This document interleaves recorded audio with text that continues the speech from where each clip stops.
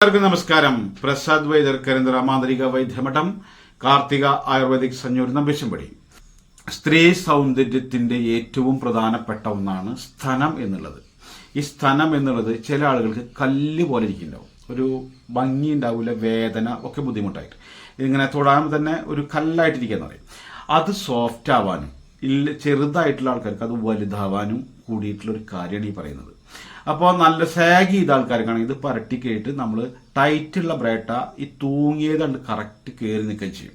ഇതിന്റെ ആവശ്യകത എന്ന് പറയുന്നത് കുഴപ്പമില്ലാത്ത ആൾക്കാർക്ക് ഇതൊരു ആഭാസമായിരിക്കും, എന്ത് വീഡിയോ ഇയാൾ ഇടുന്നു തോന്നും. പക്ഷെ ഇതൊരു പ്രശ്നമായിട്ടുള്ള ആൾക്കാർക്ക് ഇത് വളരെ ഉപകാരപ്രദമാണ്. അതാണ് വൈദ്യനായതുകൊണ്ടാണ് ഇത് പറയുന്നത് തന്നെ.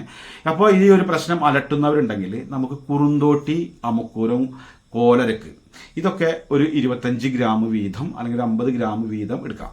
കോലരക്ക് ഒരു 25 ഗ്രാം മതി. അതുപോലെ തന്നെ 50 ഗ്രാം വീതം ഈ കുറുന്തോട്ടിയും അമുക്കൂരും എടുക്കുക. അത് നന്നായി തിളപ്പിച്ച് കഷായം വെക്കുക.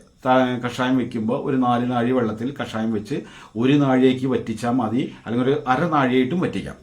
എന്നിട്ട് നമ്മളെന്താണ് അതിൽ ആ നാഴിക്ക് അത്ര തന്നെ എണ്ണയും കൂടി ചേർത്തിട്ട് നമ്മൾ ആദിക്ക പൊടിച്ച പൊടി അതിന് മേമ്പൊടി ചേർക്കുക. അപ്പൊ അത് 20-25 ഗ്രാമോളം വേണ്ടി വരും. ഏതാണ് ജാതിക്ക. ആ പൗഡറും കൂടി ചേർത്തിട്ട് ഇതിൽ കലക്കേണ്ട തിളപ്പിച്ച് കാച്ചിയെടുക്കുക. ആ ഒരു ചളി പാകം വിട്ട് മൊരിയുന്നേക്കാൾ മുമ്പ് മാറ്റി വെക്കുക. എന്നിട്ട് നമ്മൾ ആ എണ്ണ എടുത്ത് സ്തനത്തിൽ പരട്ടി മസാജ് ചെയ്താൽ ഈ കല്ല് പോലെ തൂങ്ങിക്കെടുക്കുന്നത് അഴവായിട്ട് നല്ല കൃത്യമായിട്ട് വളർന്നു വരും. അതൊന്ന്. അപ്പോൾ അതിന് വളരണം എന്നുള്ള ആഗ്രഹമുള്ളവർ ഫ്രീ ആയിട്ടുള്ള ലേശം ലൂസായിട്ടുള്ള ഇന്നർ ഉപയോഗിക്കുക.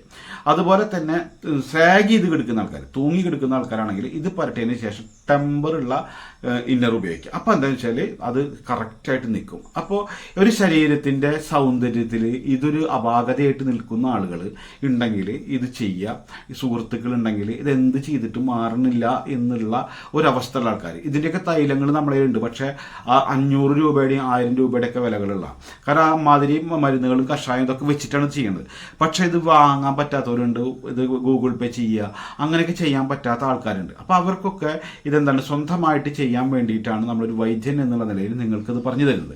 ഈ ഒരു കാര്യം തന്നെ ഇപ്പം മാറിടം ഒരു കാരണങ്ങളൊന്നുമില്ല, പ്രത്യേകിച്ച് പ്രശ്നങ്ങളൊന്നുമില്ല, പക്ഷെ കല്ല് പോലെയാണെന്ന് വിചാരിക്കുക. ഒന്ന് വലുതാവൊന്നും വേണ്ട, ഒന്ന് സോഫ്റ്റ് ആയാൽ മതി എന്നുള്ള നിലയ്ക്കുള്ള ആളുകളുണ്ടെങ്കിൽ അവർക്ക് വളരെ സിമ്പിളായിട്ട് ചെയ്യാൻ പറ്റുന്ന ഒന്നാണ് നമ്മൾ ഉലുവ ഉണ്ടല്ലോ, അത് നന്നായി പൊടിച്ചിട്ട് അത് കുറച്ച് വെള്ളത്തിൽ ചാലിച്ചിട്ട് നമ്മൾ ബ്രസ്റ്റിന്മേ നന്നായി പരട്ടിയിടുക. രാവിലെയും വൈകിട്ടുമായിട്ട് കുറച്ച് ദിവസം അടുപ്പിച്ച് പരട്ടിയിട്ട് കഴിഞ്ഞാൽ ഈ കല്ലപ്പണ്ട് പൂട്ടാം.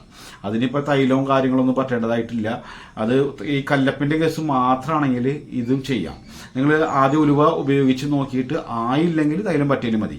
കാരണം വളർച്ച എന്ന് പറയുന്നിടത്ത് നമുക്ക് അതിൻ്റെ ഞരമ്പുകൾക്ക് കോശങ്ങൾ വിഘടിക്കേണ്ടതായിട്ട് വരും. അങ്ങനെ വരുമ്പോൾ നമുക്ക് കുറുന്തോട്ടി മറ്റു കാര്യങ്ങളൊക്കെ ഉപയോഗിച്ച് സെറ്റാക്കിയാൽ തന്നെയാണ് അത് ഡെവലപ്പ് ആവുള്ളൂ.